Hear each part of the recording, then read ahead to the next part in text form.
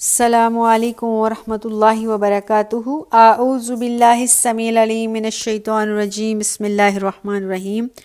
ربی اشرح لی صدری ویسر لی امری واحلل عقدۃ من لسانی یفقہوا قولی۔ رب زدنی علما، اللہم رب زدنی علما، اللہم رب زدنی علما، اللہم فقہنا فی الدین، اللہم فقہنا فی الدین، اللہم فقہنا فی الدین۔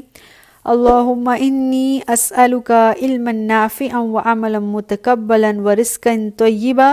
اللہم اجعل ھذا القرآن ربیع قلبی ونور صدری وجلاء حزنی وذہب ہمنی۔ رضیت باللہ ربا وبالاسلام دینا وبمحمد نبی ورسولا صلی اللہ علیہ وآلہ وسلم۔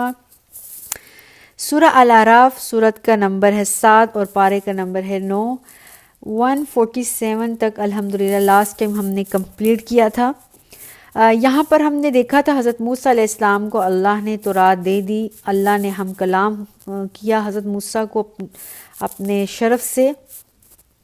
اس کے بعد ابھی موسیٰ علیہ السلام جب اپنی قوم کی طرف واپس آئے ہیں تو اللہ نے واپس آنے سے پہلے حضرت موسیٰ کو ہدایات دی ہیں، وہ یہ ہیں کہ اے موسیٰ اپنی قوم کو حکم دینا اس کتاب پر اچھی طرح سے عمل کرنا ہے، اور جو اللہ ساری نعمتیں آپ کو دے رہا ہے اس پر متکبر نہیں ہونا۔ ٹھیک، آیت نمبر 148 میں اب دیکھتے ہیں آگے کیا مزید بات ہوئی ہے۔ بسم اللہ الرحمن الرحیم۔ وَاتَّخَذَ قَوْمُ مُوسَىٰ مِن بَعْدِهِ مِنْ حُلِيِّهِمْ عِجْلًا جَسَدًا لَهُ خَوَارٌ۔ اب کیا ہے کہ حضرت موسیٰ ابھی تک لوٹے نہیں ہیں، وہاں پر اللہ تعالیٰ ان کو پچھلی آیات میں ہم نے دیکھا اللہ سبحانہ وتعالیٰ حضرت موسیٰ کو نصیحتیں فرما رہے ہیں۔ تو موسیٰ علیہ السلام کے لوٹنے کے بعد یعنی ابھی جو آگے آئے گا وہ دیکھا جائے گا کیا ہوا۔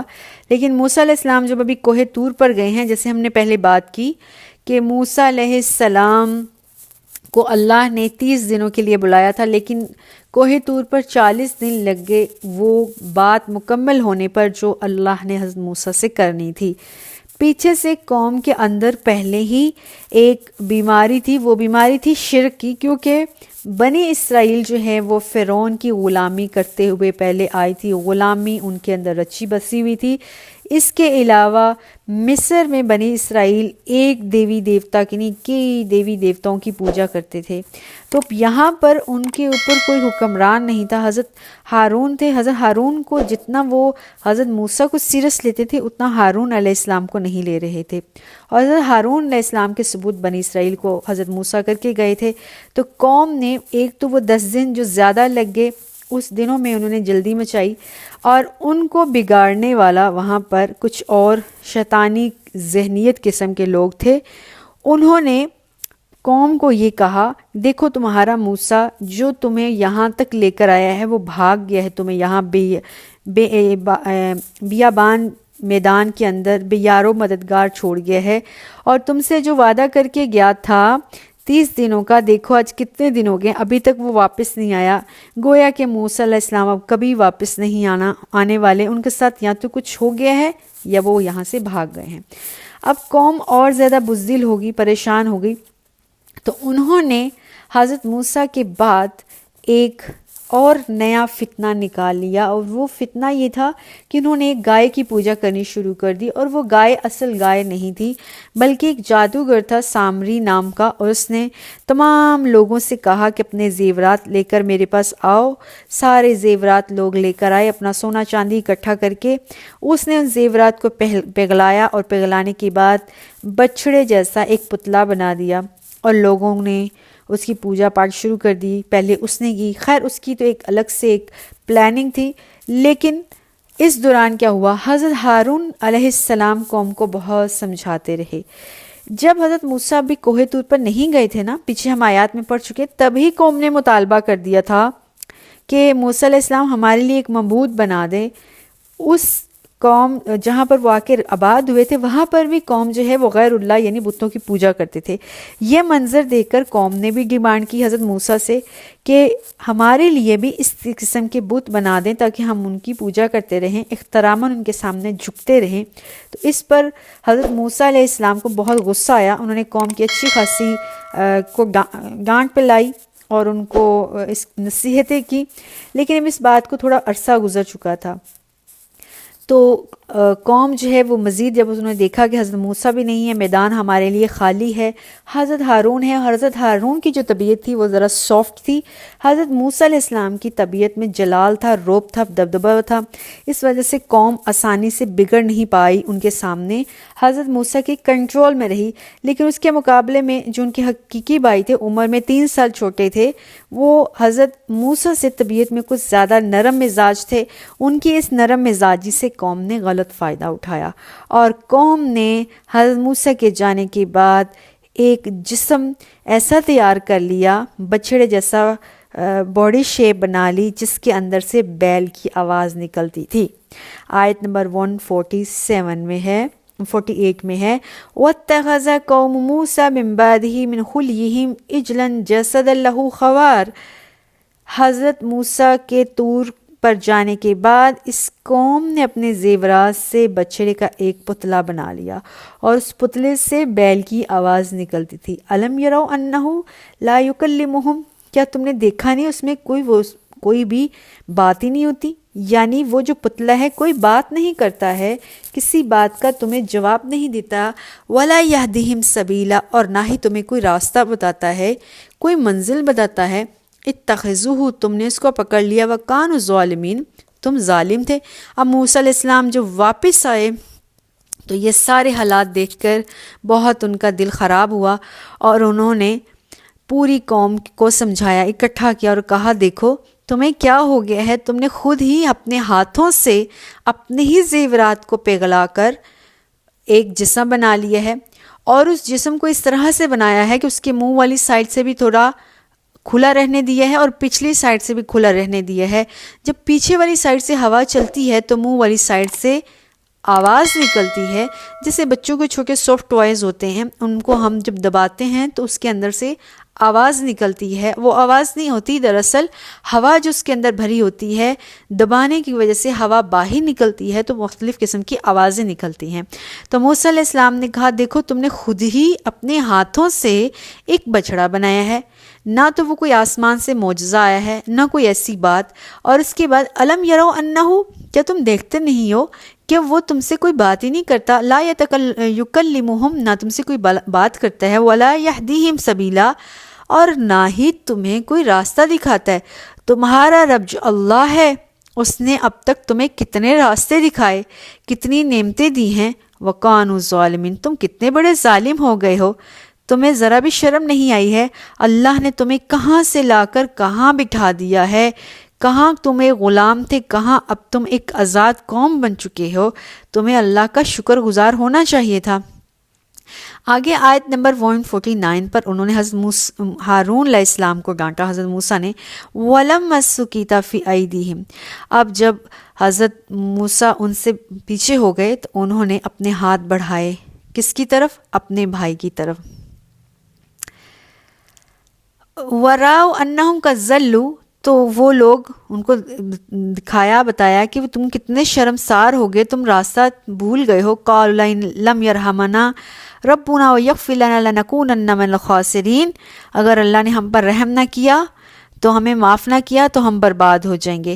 چنانچہ قوم کو سمجھایا، قوم کو تھوڑی سمجھ میں آئی، انہوں نے یہ دیکھا کہ ہم تو بہت ناانصاف قسم کے قوم ہیں، شرمندگی محسوس ہوئی۔ اس کے ساتھ ساتھ حضرت موسیٰ نے اپنے بھائی کو بھی ڈانٹا، دیکھو میری غیر موجودگی میں تم نے قوم کو کیوں نہیں سمجھایا۔ موسیٰ علیہ السلام کے بھائی نے بھی آگے سے کہا کہ میں نے لوگوں کو سمجھایا تھا لیکن قوم نے میری بات کو سنا نہیں۔ تو اب قوم کو اللہ کے نبی نے کہا، ایسا کرو، اللہ سے مغفرت مانگو، اللہ سے توبہ مانگو، اللہ سے رحم کی اپیل کرو، اللہ رحم کر لے گا۔ فَلَمَّا رَجَعَ مُوسَىٰ إِلَىٰ قَوْمِهِ غَضْبَانَ آسِفًا، اب جب موسیٰ غصہ اور رنج کی وجہ سے بھرے ہوئے قوم کی طرف سے واپس آئے، قَالَ فَبِئْسَ مَا خَلَفْتُمُونِي مِن بَعْدِي، اپنے بھائی کو ڈانٹا، دیکھو میں نے تمہیں اپنے بعد جانشین بنا کر رہاں رکھا تھا، خلیفہ بنا کر رکھا تھا۔ أَعَجِلْتُمْ أَمْرَ رَبِّكُمْ، کہ تم نے میرے بعد اللہ کے حکم آنے میں انتظار نہیں کیا، تمہیں بہت جلدی تھی، آخر میں اللہ کا حکم لینے ہی گیا تھا اور تم نے اللہ کے حکم کا ذرا بھی انتظار نہیں کیا۔ وَأَلْقَى الْأَلْوَاحَ، حضرت موسیٰ نے وہ جو تختیاں لے کر آئی تھی غصے سے نیچے پھینک دی۔ وَأَخَذَ بِرَأْسِ أَخِيهِ، اپنے بھائی کا سر پکڑ کے اپنی طرف کھینچا۔ يَجُرُّهُ إِلَيْهِ، اتنی زور سے کھینچا کہ اپنی طرف پاور سے کھینچا، غصے سے کھینچا۔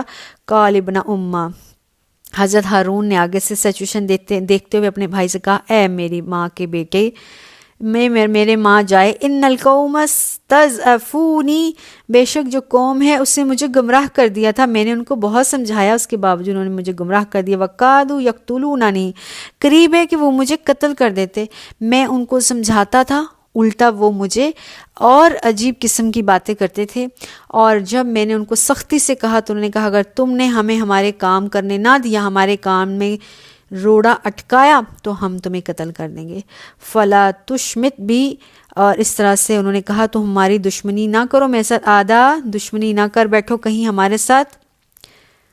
وَلَا تَجْعَلْنِي مَعَ الْقَوْمِ الظَّالِمِينَ، مجھے ظالم لوگوں سے میں شامل نہ کرو۔ اپنے بھائی کو کہا حضرت ہارون نے، میں نے سمجھایا تھا قوم کو، قوم میری دشمن ہو بیٹھی تھی، اب میرا مواخذہ نہ کرو، میرے ساتھ وہ سلوک نہ کرو جو قوم کے ساتھ کر رہے ہو، مجھے ظالم لوگوں میں شامل نہ کرو۔ قولا، موسیٰ نے کہا، رب اغفر لی، اے اللہ مجھے معاف کر دے، ولی اخی، اور میرے بھائی کو بھی بخش دے۔ ایسے موقعوں پر جو ہم سے کوئی غلطی ہو جائے تو ہمیں بھی اللہ سے اصلاح کے لیے دعا کرنی چاہیے۔ وَأَدْخِلْنَا فِي رَحْمَتِكَ، اے اللہ ہمیں اپنی رحمت میں داخل کر دے۔ وَأَنْتَ أَرْحَمُ الراحمین، تو سب سے بہترین رحم کرنے والا ہے۔ موسیٰ نے اپنی قوم کو ڈانٹا، قوم نے بھی اللہ تعالیٰ سے معافی مانگی، اللہ تعالیٰ نے ان کو بھی معاف کر دیا۔ اسی طرح سے جب بھائی کو ڈانٹا، بھائی نے بھی اللہ تعالیٰ سے معافی مانگی، اللہ کے نبی حضرت موسیٰ نے قوم کی طرف سے اور اپنے بھائی کی طرف سے اللہ سے معافی مانگی تو اللہ نے ان کو بھی معاف کر دیا۔ جب قوم شرمسار ہو گئی، انہوں نے اللہ سے توبہ کی تو اللہ نے ان کی توبہ قبول کر لی، لیکن توبہ قبول کرنے کے لیے اللہ نے کچھ شرائط رکھی تھی، یہاں پر نہیں ہے، سورہ البقرہ میں آیت 54 میں اللہ نے تفصیلاً بتایا تھا کہ کیسے ان کی توبہ قبول ہوئی، وہ ہم ابھی بات کرتے ہیں۔ یہاں پر سوال یہ ذہن میں آتا ہے کہ اللہ نے یہاں یہ بات کیوں نہیں کی؟ تو قرآن اپنی تفصیل اور تفسیر خود ہی کرتا ہے، ایک مقام پر اللہ نے کوئی واقعہ بتایا ہے تو دوسرے مقام پر اللہ تعالیٰ نے اس کی مزید تفصیل کی ہے۔ اب یہاں پر جو باتیں آئی ہیں سورہ البقرہ کے اندر وہ باتیں نہیں تھیں، اور یہاں پر جو باتیں نہیں ہیں وہ سورہ البقرہ میں ہیں۔ قوم کی توبہ کس طرح سے ہوئی؟ تو اللہ تعالیٰ نے ان کے سامنے آپشن رکھی تھی، کچھ ڈیمانڈ رکھی تھی، وہ یہ تھی، 3 قسم کے گروہ بن گئے تھے۔ جب حضرت موسیٰ جو ہے کوہ طور پہ گئے تھے نا، تو پیچھے حضرت ہارون صرف سمجھانے والے نہیں تھے، کچھ اچھے لوگ بھی تھے، دوسرے لوگوں کو سمجھاتے تھے۔ اب اس دوران 3 قسم کے گروہ بن گئے۔ ایک گروہ وہ تھا جو خود بھی سامری جادوگر کے پیچھے نہیں لگا تھا، اس گائے کی پوجا نہیں کرتا تھا اور دوسروں کو بھی روکتا تھا کہ گائے کی پوجا نہیں کرو، جس اللہ نے تمہیں یہاں تک پہنچایا اس اللہ کی عبادت کرو۔ دوسرا گروپ ایسا تھا جو لوگوں کو منع تو نہیں کرتا تھا لیکن خود وہ گائے کی پوجا نہیں کرتا تھا، خود وہ شرک نہیں کرتا تھا۔ اور تیسرا گروپ تھا جو نہ تو دوسروں کو منع کرتا تھا اور خود بھی وہ گائے کی پوجا کرتے تھے۔ اب اللہ نے جس قوم نے گائے کی پوجا نہیں کی تھی اور لوگوں کو منع بھی کیا تھا، اس کو حکم دیا جنہوں نے گائے کی پوجا کی ہے وہ ان کو قتل کریں، یہ ان کی معافی ہے۔ اور تیسرا گروپ وہ جو گائے کی پوجا تو نہیں کرتا تھا لیکن کسی کو منع بھی نہیں کرتا تھا، اللہ نے ان کو معاف کر دیا۔ انہوں نے اللہ سے توبہ کی کہ ان کو ڈر تھا کہ کہیں ایسا نہ ہو کہ ہم بھی ساتھ ہی مارے جائیں، ہم نے بے شک گائے کی پوجا نہیں کی لیکن ہم نے دوسروں کو روکا نہیں ہے، اس غلطی پر کہیں اللہ بھی ہم بھی قتل نہ ہو جائیں، ہمیں بھی اللہ سزا نہ دے دے۔ تو انہوں نے اللہ تعالیٰ سے دعا کی، اللہ نے کہا میں نے ان کی توبہ قبول کی اور ان کو اس کی غلطی کے باوجود معاف کر دیا۔ تو ہمارے لیے سمجھنے کی بات یہ ہے، صرف خود نیک اعمال کرنا ہی صحیح بات نہیں ہے، بلکہ اپنے ارد گرد اہل خانہ، اپنے رشتہ دار، بہن بھائیوں، جہاں تک ہماری کوشش ہو سکتی ہے ہمیں ان کو نصیحت کرنی ہے، اپنی آواز کو بلند کرنا ہے تاکہ وہ لوگ بھی بچ پائیں دوزخ سے، اس دنیا میں ہوتے ہوئے اپنی اصلاح کر لیں۔ اللہ کی فیوریٹ بن جائیں، اللہ کے غصے اور غضب کے کہیں حقدار نہ ہو جائیں۔ یہ ہمیں کوشش کرنی چاہیے، کوشش کے ساتھ ساتھ دعا کرنی، پہلے ہمیں اپنی اصلاح کرنی ہے اور اس کے ساتھ ساتھ ہمیں دوسروں کی اصلاح کرنی۔ ہم یہ کہیں ہم تو سیدھے راستے پر ہیں، ہم صحیح کام کر رہے ہیں، ہم کیوں فلاں کو منع کریں، یہ بات صحیح نہیں ہے۔ یہ بات اللہ نے ہمیں کئی ایک واقعات سے سمجھا دیا ہے۔ جو دوسروں کی اصلاح نہیں کرتا، صرف اپنی اصلاح کرتا ہے، اللہ کے نزدیک وہ صحیح انسان نہیں ہے۔ اس کو چاہیے وہ اپنی اصلاح کے ساتھ ساتھ معاشرے کی بھی اصلاح کرے۔ اسی لیے جب اللہ سبحانہ وتعالیٰ نے حضرت محمد صلی اللہ علیہ وسلم پر وحی دی تھی تو اللہ نے کہا وَانذِرْ عَشِیرَتَکَ الْأَقْرَبِینَ، جائیے اپنے رشتہ داروں کو ڈرائیے، اپنے قریبی لوگوں کو ڈرائیے، عام لوگوں کو ڈرائیے۔ کہیں ایسا نہ ہو کہ آپ کے رشتہ دار آپ کی بات کے قریب ہوتے ہوئے بھی جہنم میں چلے جائیں اور باقی لوگ ایمان لے آئیں۔ اسی لیے رسول اللہ صلی اللہ علیہ وسلم کوہ صفا پر چڑھے اور اپنے خاندان کو اکٹھا کر کے دعوت دی تھی، جس بنا پر ابی لہب نے رسول اللہ صلی اللہ علیہ وسلم کو برے کلمات کہے اور اللہ نے آگے سے تبت یدا ابی لہب بھی نازل کی تھی، لیکن رسول اللہ صلی اللہ علیہ وسلم اپنی دعوت سے کبھی بھی نہیں رکے تھے، یہاں تک کہ شیب ابی طالب میں آپ کو نظر بند کر دیا گیا۔ زندگی میں بہت سی مشکلات آئیں، مکہ کی پوری زندگی امتحان، مدینہ میں گئے وہاں پر الگ قسم کے چیلنجز تھے، لیکن رسول اللہ صلی اللہ علیہ وسلم اور آپ کے صحابہ کبھی بھی اللہ کے دین کی تبلیغ سے رکے نہیں تھے۔ تو یہی کام امت مسلمہ کا ہے۔ رسول اللہ صلی اللہ علیہ وسلم کے اس دنیا کے جانے کے بعد اللہ کے نبی نے خود یہ بات کہی، میری بعد اب کوئی نبی نہیں آئے گا، لیکن میری امت نبیوں والا فریضہ سر انجام دے گا۔ وہ کیا ہے؟ اللہ کے دین کی تبلیغ کو کونے کونے شہر میں پھیلائے گا، جہاں تک وہ اپنی آواز لے جا سکتا ہے، جہاں کسی کی نصیحت کر سکتا ہے، جہاں کسی کو سمجھا سکتا ہے وہ سمجھائے گا۔ ہاں، وہ خود بھی برے کام سے روکے گا، یہ نہیں کہ خود نہیں رکے گا۔ سورۃ صف میں اللہ نے کیا کہا؟ یا ایھا الذین آمنوا لما تقولون ما لا تفعلون، تم وہ باتیں کیوں کہتے ہو دوسروں کو جو خود نہیں کرتے ہو۔ تو پہلے ہمیں اپنی اصلاح کرنی ہے، اپنے آپ کو سیدھے راستے پر لانا ہے، اور اگر ہم آ گئے ہیں، ہمیں اللہ نے توفیق دی ہے، تو ہمیں اللہ کی توفیق سے باقیوں کو بھی روکنا ہے۔ یہ نہ ہو کہ ہمارے اپنے جو ہیں کل قیامت کے دن اللہ کے سامنے شرمندہ ہوتے پھریں اور وہاں پر ہم یہ کہیں کہ ہم نے بہت سے اچھے کام کیے تھے، تو ہم اس طرح سے نہیں بچ سکتے۔ دوسری بات، صرف نیک صالحہ اعمال کر لینا، نماز روزہ حج زکوٰۃ کرنا ہی ایمان اور دین نہیں ہے، بلکہ اس کے ساتھ ساتھ حسن سلوک کرنا، معاشرے میں اچھے اخلاق سے رہنا بھی، یہ بھی بہت ضروری ہے۔ کسی کا اچھا اخلاق نہیں ہے اور باقی اس کے سارے عبادات اچھی ہیں، تو اللہ کے نزدیک یہ شخص بھی ٹھیک نہیں ہے۔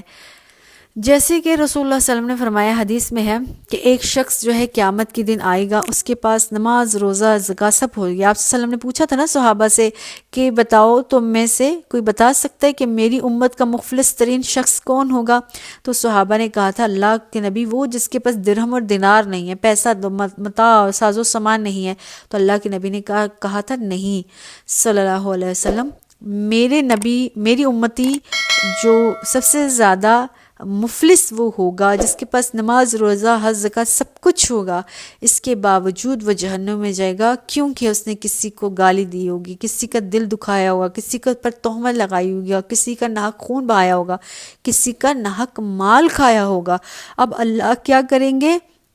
جس کے ساتھ اس نے بیڈ سلوک کیا تھا اس کو ساری اس کی نیکیاں دے دے گا، اور ابھی بھی اگر کسی کا حق اس نے دینا ہوگا تو اللہ اس انسان کا جس کا اس نے حق کھایا ہوگا ساری برائیاں لا کے اس کے کندھے پر ڈال دے گا۔ ساری عمر اچھے اعمال کرنے کے باوجود وہ جنت کا حقدار نہیں بن پائے گا، اس لیے کہ عبادات کے ساتھ ساتھ اس کا اخلاق اچھا نہیں تھا۔ تو اب کیا سیکھا ہم نے؟ عبادات کے ساتھ ساتھ اخلاق اچھا کرنا بہت ضروری ہے، اور اس اخلاق کے ذریعے ہمیں جو اگر ہمارے اچھے اعمال ہیں، ہم نے کوئی اچھی چیز سیکھ لی ہے، ہمیں اللہ کی توفیق سے کچھ اچھا پتہ چل گیا ہے، تو ہمیں آگے پہنچانا ہے۔ رسول اللہ صلی اللہ علیہ وسلم نے اپنے آخری خطبہ حجۃ الوداع میں کہا تھا، بلغوا انی ولو آیا، میری طرف سے ایک آیت بھی تم سیکھتے ہو دین کی، اسلام کی، وہ بھی لوگوں کو آگے پہنچاؤ۔ تو لوگوں کو آگے پہنچانا اس لیے ضروری ہے کیونکہ اب کوئی نبی نہیں آنے والا ہے، اور یہی کام انبیاء نے کیا تھا، اور انبیاء کے بعد رسول اللہ صلی اللہ علیہ وسلم کی امت کرے گی اور اچھائی کی کا حکم دے گی، برائی سے روکے گی، اور برائی سے اس طرح روکے گی جتنی اس کی طاقت ہے۔ ہاتھ سے روک سکتی ہے، ہاتھ سے روکے، زبان سے روک سکتی ہے، زبان سے روکے۔ اگر بالکل کوئی شخص کمزور ہے اور وہ اس کے سامنے بہت بڑا طاقتور ہے، زبان سے روکے گا تو جان سے جائے گا، ہاتھ سے تو روکنے کا سوال ہی پیدا نہیں ہوتا۔ تو دل میں اس کو برا جانے اور رب سے دعا کرے، یا مقلب القلوب، اے دلوں کو پھیرنے والے، تو ہی ہدایت دے سکتا ہے، مجھے بھی ہدایت دے دے، سیدھے راستے کی توفیق دے دے، اور میرے سارے اہل خانہ کو، میرے ارد گرد رہنے والے دائیں بائیں کو، جتنے بھی لوگ ہیں، اور وہ لوگ اسپیشلی جن کی وجہ سے زمانہ معاشرہ خراب ہو رہا ہے، اللہ ان سب کو ہدایت دے دے، آمین۔ اللہم اہدنا الصراط المستقیم، چونکہ ہدایت تیرے ہی پاس ہے، آمین۔ والسلام علیکم ورحمۃ اللہ وبرکاتہ۔